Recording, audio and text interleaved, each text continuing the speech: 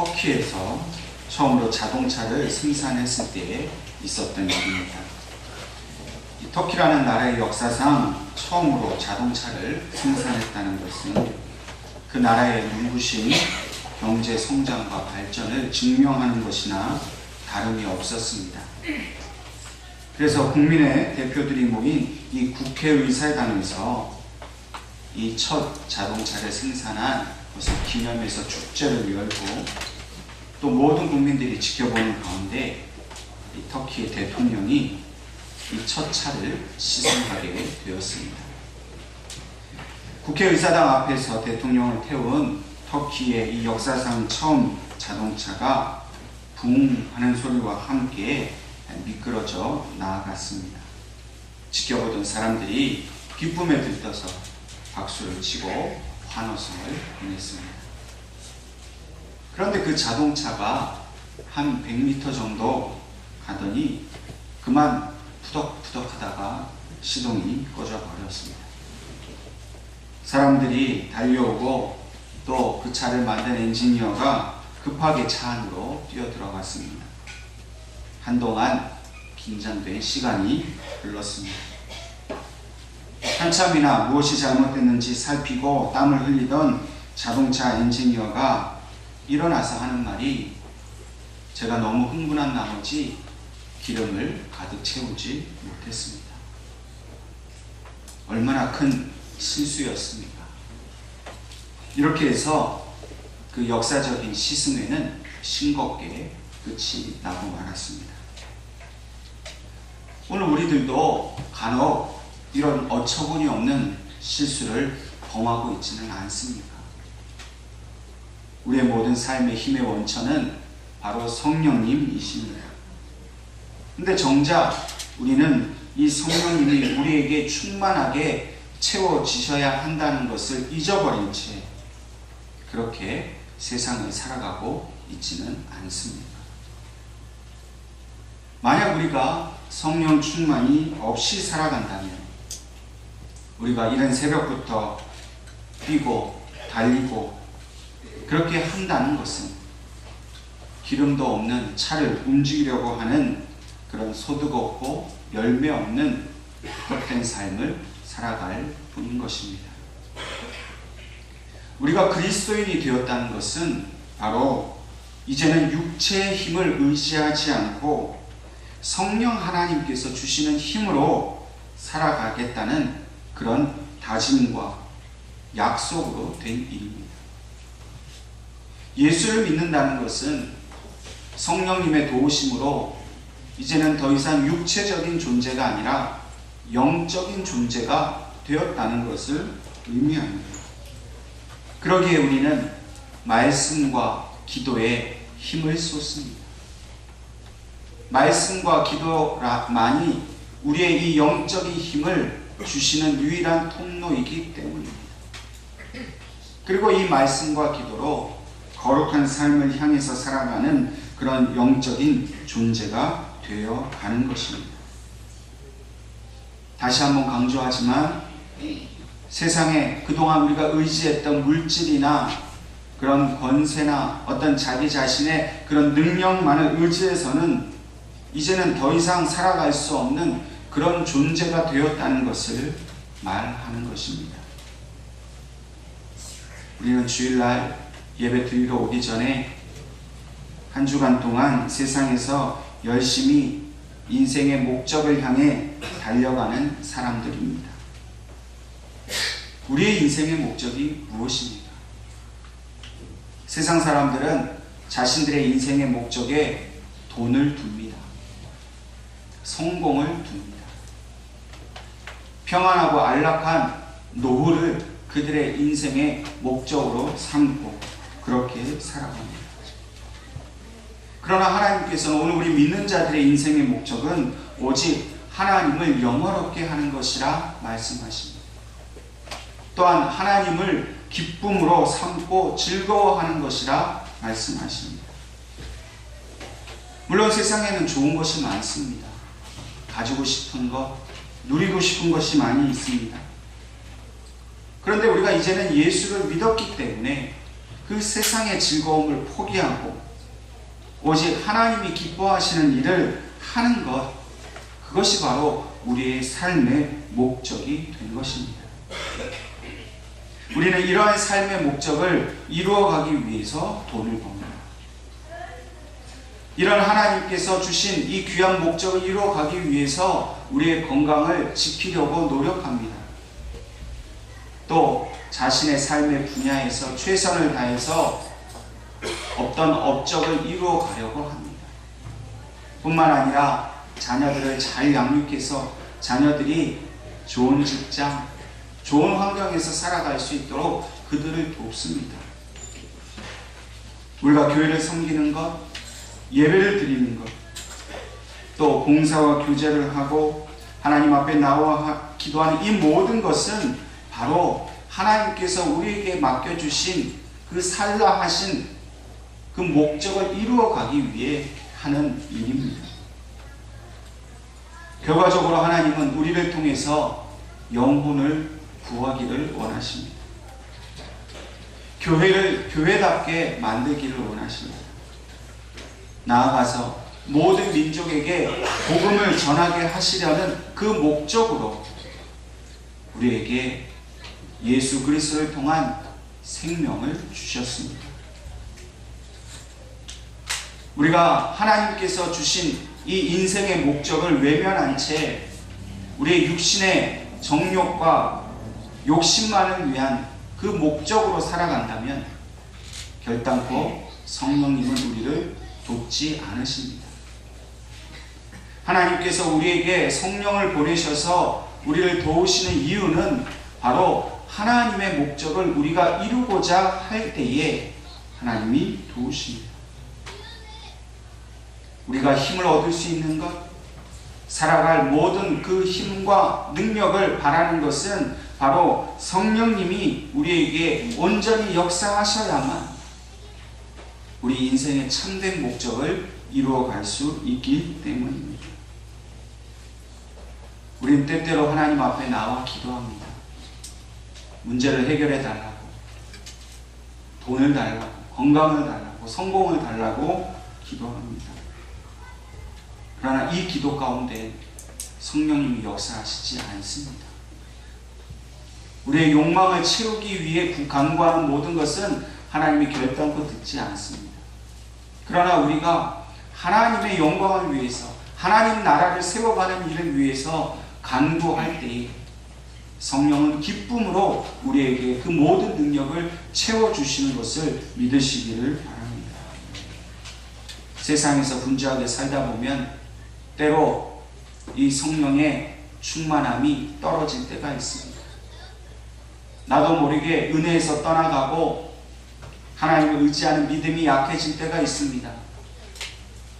기름이 떨어지면 마땅히 그 기름을 채워야 하듯이 우리의 그 믿음과 은혜와 성령의 능력이 떨어지면 우리는 반드시 아무 때라도 주님 앞에 나아가서 그 능력을 달라고 간구해야 합니다.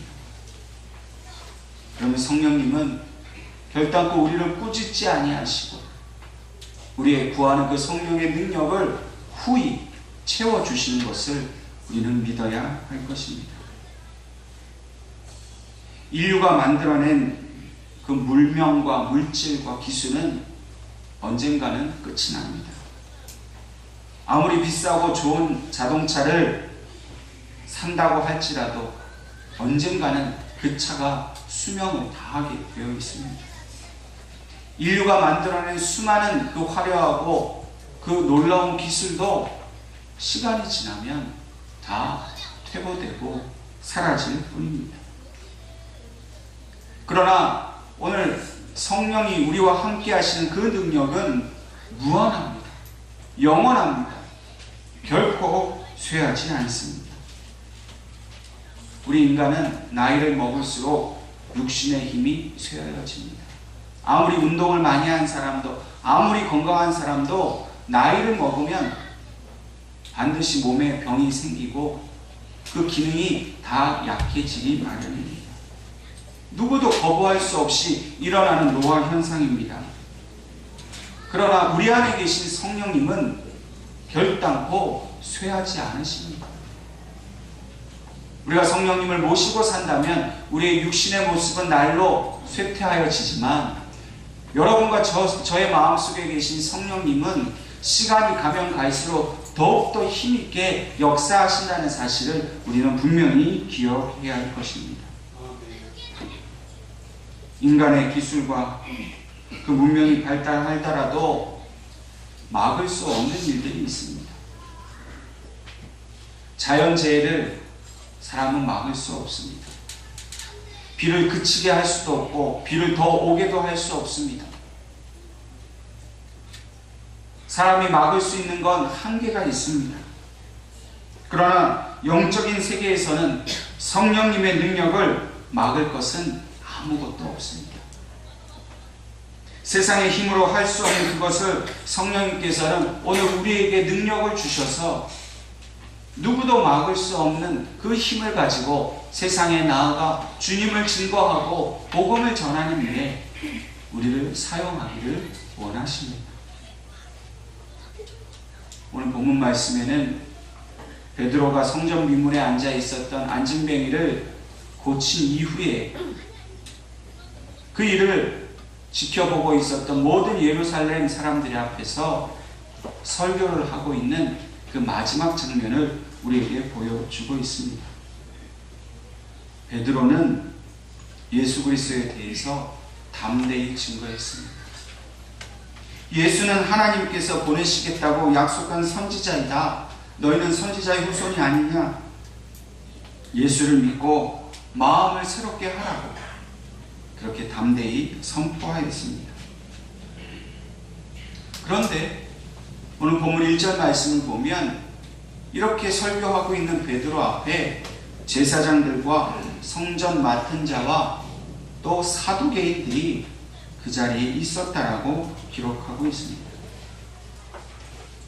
한 가지 흥미로운 것은 베드로에게 있어서 이 사두개인과 제사장이 그 자리에 있었다는 것은 베드로를 약하게 만드는 어떤 약점이 드러나게 하는 일이었습니다.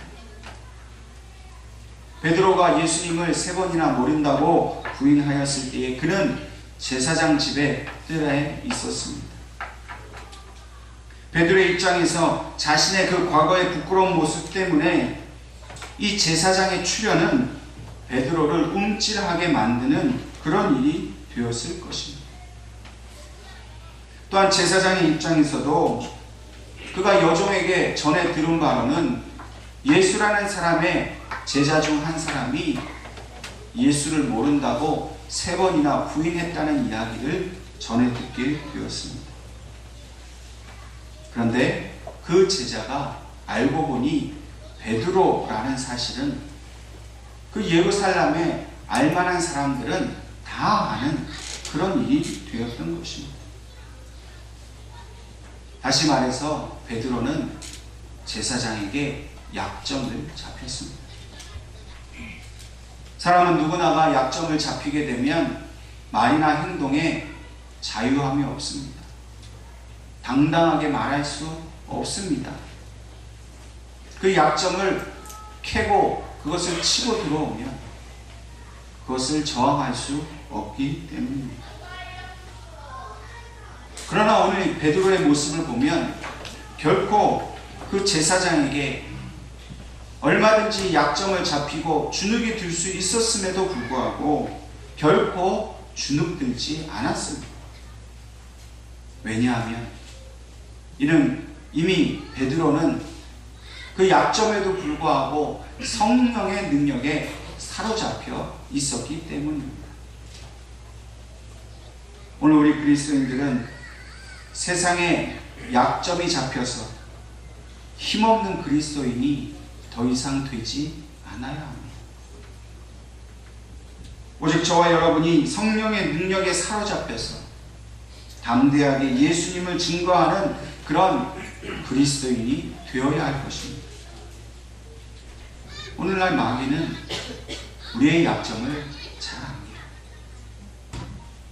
마귀의 목적은 우리가 그 연약함 때문에 쓰러지고 넘어져서 하나님을 떠나게 하는 것이 바로 마귀의 목적입니다. 그래서 틈만 있으면 우리에게 찾아와서 우리의 약점을 건드리고 그것을 자극해서 계속 아프고 고통스럽게 만드는 것입니다. 특별히 마귀는 우리가 물질에 약한 것을 압니다. 돈 좋아하지 않은 사람이 어디 있습니까? 돈 때문에 수많은 사람들이 유혹당하고 고통당하고 시험에 듭니다. 바로 마귀가 하는 일입니다. 그래서 돈에서 자유롭지 못하게 하여서 결국 하나님보다 돈을 더 사랑하게 만들고 하나님을 떠나게 하려는 것이 마귀의 하는 일입니다. 또한 마귀는 우리의 게으름과 교만한 마음을 잘 알고 있습니다. 마땅히 하나님 앞에 기도하고 말씀을 배우고 그 말씀을 따라 살아가야 하는데 그 기도하는 일을 귀찮게 만들고 말씀을 보거나 듣지 못하게 만드는 것, 그것이 바로 마귀가 하는 일입니다. 자꾸만 우리에게 바쁜 일을 만들고 자꾸만 우리를 분주하게 하고 게으르게 만들어서 하나님의 말씀을 듣지 못하고 그 말씀을 통해 주시는 성령의 능력을 얻지 못하고 방해하는 것이 바로 마귀입니다. 또한 마귀는 우리의 교만한 마음을 너무나도 잘 이용합니다. 내 능력, 내 힘을 자랑하게 만들고 그것 때문에 다른 사람을 비판하고 비난하게 만듭니다. 이런 교만한 마음에는 은혜가 없습니다. 은혜가 없으면 성령의 도우심을 받을 수가 없지 않겠습니까? 또한 마귀는 우리의 그 숨겨진 상처를 끊임없이 건드립니다. 그 상처 때문에 아파하게 만들고 낙심하게 만들고 때로는 그것을 통해 분노하게 만듭니다. 우리의 관계를 깨고 우리에게 싸움이 일어나도록 만드는 것, 그것이 바로 마귀가 하는 일입니다. 우리의 신앙생활에 진보가 없는 이유가 바로 이렇게 마귀에게 약점을 잡혔기 때문입니다. 우리가 이것을 끊을 수 있는 방법은 무엇입니까? 그것은 오직 성령 충만을 받는 것밖에 없습니다. 베드로처럼 성령 충만을 받았을 때에 제사장에게 약점을 잡혔지만은 베드로는 담대하게 일어나서 복음을 전하였습니다.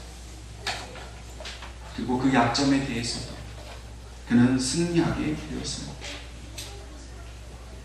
오늘 성령이 충만한 사람에게는 하나님이 그 약점을 잘 보이게 하십니다. 죄를 보이게 하십니다. 그리고 그 죄와 연약함을 가지고 십자가 앞에 나아가게 하십니다. 그러면 주님께서 달리신 그 십자가에서 흘리신 피로 우리의 죄를 씻어주시고 우리의 약점을 보완해 주시고 그 약점을 이길 수 있는 능력을 우리에게 주십니다. 이러한 베드로 앞에 지금 제사장과 성전 맡은 자와 사두개인이 맞서고 있는 것입니다. 그 약점을 잡고 어떻게 하든지 베드로를 거꾸로 뜨리려고 이 제사장 무리가 베드로를 노려보고 있는 것입니다. 베드로가 이 순간 만약 자신의 힘의 능력을 의지했더라면 그들이 두려워서 도망을 했을 것입니다. 그러나 결코 베드로는 두려워하지 않았습니다. 이 본문에 등장하고 있는 제사장과 성전 맡은 자와 사두개인들은 당시 그 유대 사회에서 최고의 권력을 가진 사람들을 말합니다. 최고의 그 권력 기구는 사내드림이라는 종교 회의입니다. 당시 이 유대 땅을 지배하고 있었던 것은 로마입니다. 그래서 로마의 법이 민법이나 형법에 있어서 가장 강력한 법이었습니다. 물론 이 사내들인에 통한 이 종교법은 이런 구속력은 없었지만은 사실 이 로마의 법보다도 더 우위에 있는 절대적인 법이었습니다. 이 종교적인 절대적인 법을 좌지우지하는 사람들이 바로 이 제사장과 성전 맡은 자와 사두개인들입니다. 여기서 특별히 성전 맡은 자와 이 사두개인들이 어떤 사람인지를 살펴보는 것이 중요합니다. 이 성전 맡은 자는 성전을 지키는 성전 수비 대장을 의미합니다. 보통 성전을 수비하는 사람들은 레위 사람들입니다. 그리고 그 중에 이 성전 수비 대장은 제사장 가운데 임명된 사두개파 출신의 사람 중에서 선출이 됩니다. 그리고 이 사람의 권한은 대제사장 다음으로 높은 권한을 갖게 된다는 것입니다. 그러므로 이 성전 맡은 자의 권세는 능히 베드로를 두렵게 하고도 남을 만한 권세였습니다. 또한 사두개인들은 그 기원이 이 솔로몬 왕 시절로 거슬러 올라갑니다. 솔로몬 왕의 시대에 그 제사장이었던 사독의 후손으로 알려져 있는 사람들입니다.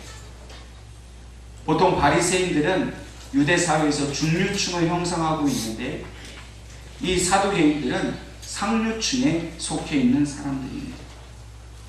또한 학자들에 의하면 이스라엘이 로마에게 멸망당하기 바로 전 마지막 왕가인 이 하스몬 왕조의 사람들이라고 또 전해져 있습니다. 다시 말해서 이 사두개인들은 유대 역사 속에서 대대로 가장 큰 권력과 부를 누리며 유지한 사람들입니다.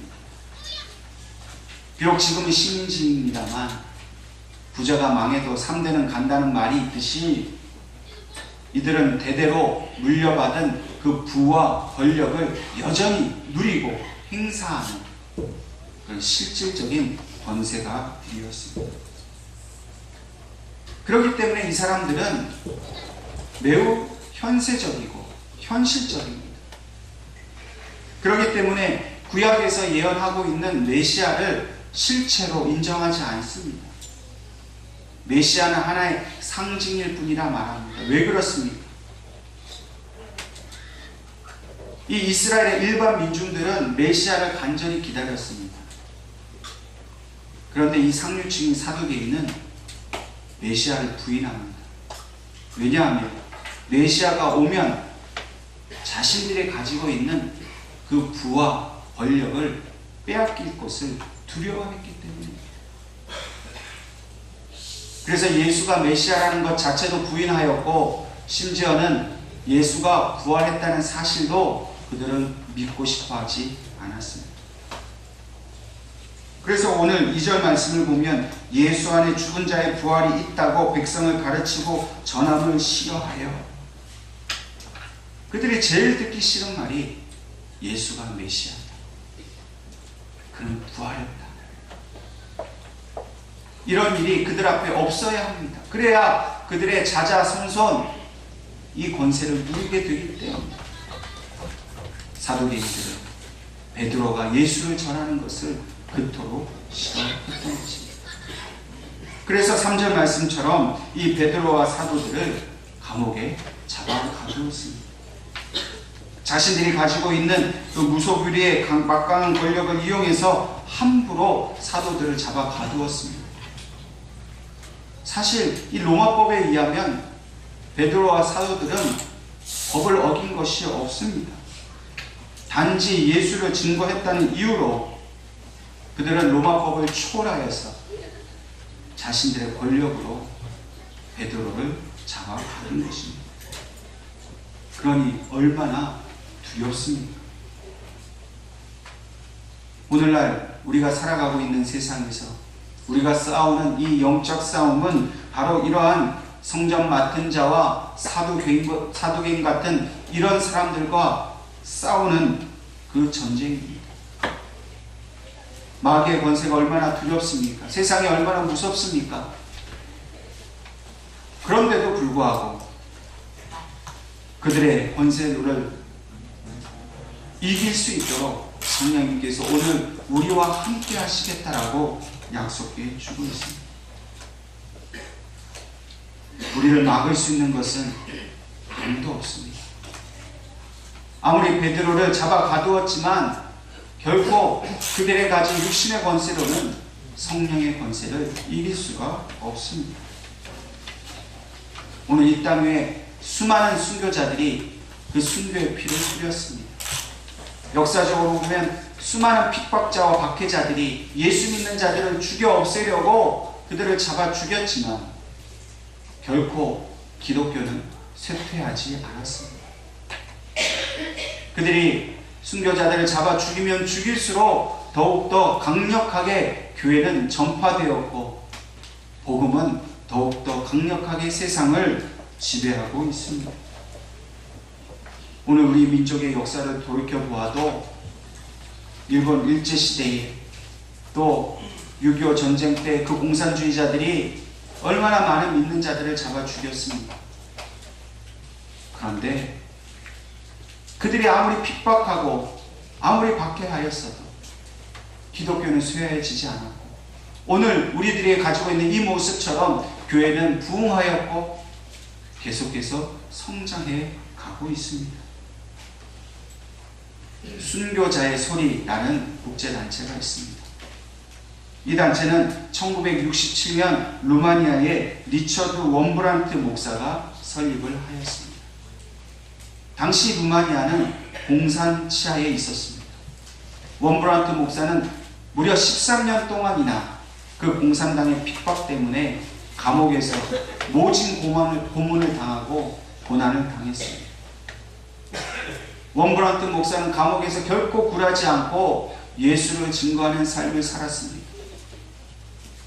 추록을 한 이후에도 이러한 순교자들의 목소리를 찾아내고 기독교 신앙 때문에 박해받는 자들을 돕기 위해서 이 순교자의 소리라는 단체를 세웠습니다.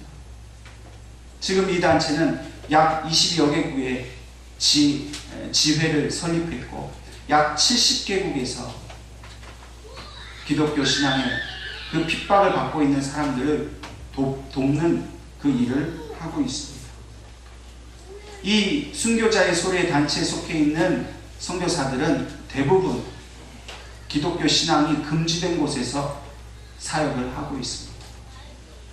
대표적으로 중동에서 사역을 하고 또 불교 국가나 또 여러 가지 이유로 인해서 종교를 탄압하고 기독교를 탄압하는 국가에서 복음을 전합니다. 심지어는 북한에서도 지금 은밀하게 이분들이 복음을 전하고 있습니다.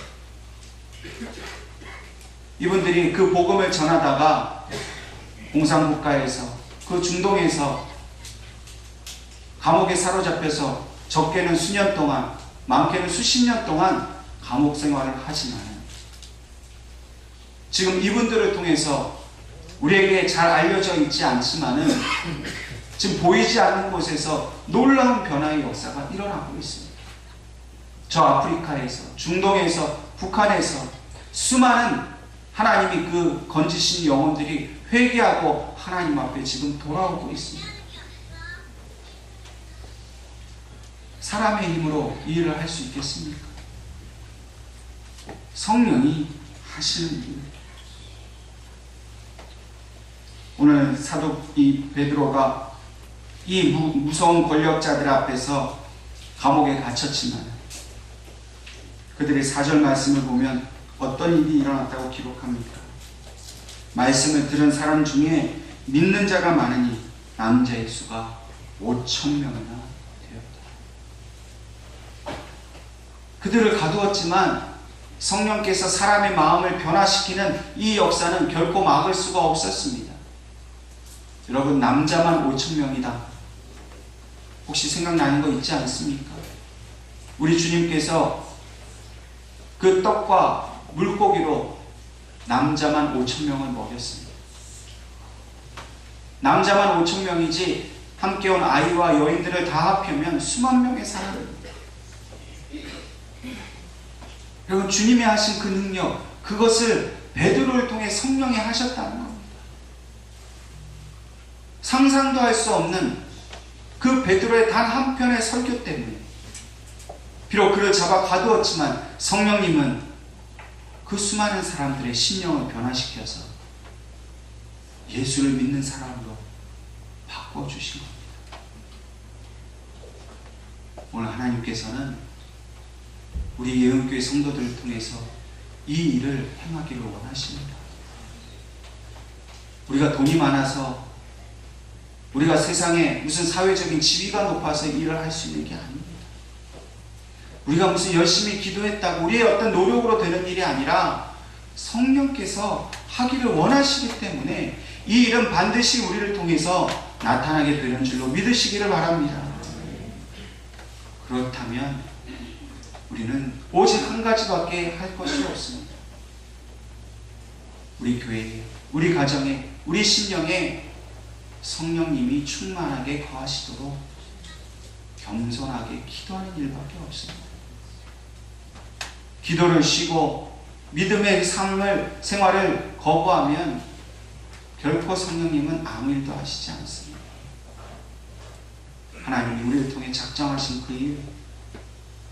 그 일을 위해 우리가 귀하게 쓰임받기 위해서 저와 여러분이 이 믿음으로 성령님 앞에 헌신할 수 있기를 주님의 이름으로 축원합니다.